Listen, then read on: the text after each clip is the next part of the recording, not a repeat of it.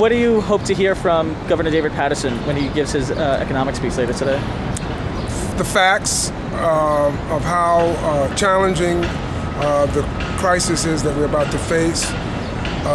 Some sense of a vision in terms of how he'd like to see those challenges met, with an appreciation that those amongst us who are the least need to be protected, and that they should not be the ones to unfairly bear the burden of the crisis.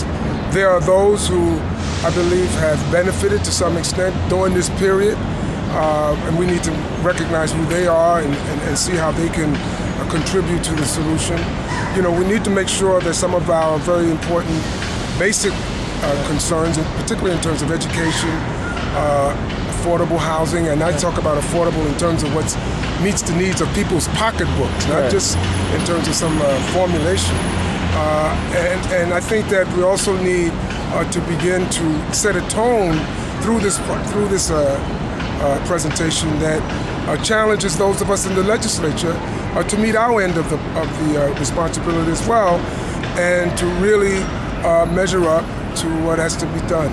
Should taxes be raised on across the board, only for millionaires, or? I think we need to look at our tax policy and structure such that those who can better provide additional taxes be given the opportunity to do that, be required to do that.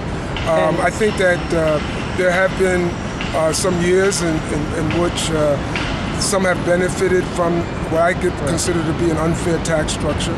So I would not shy away from any options. I think that sometimes when we meet these types of crises, we meet them saying these are certain sacred cows. And I don't think we should be, in that respect, looking at those who have wealth as sacred cows.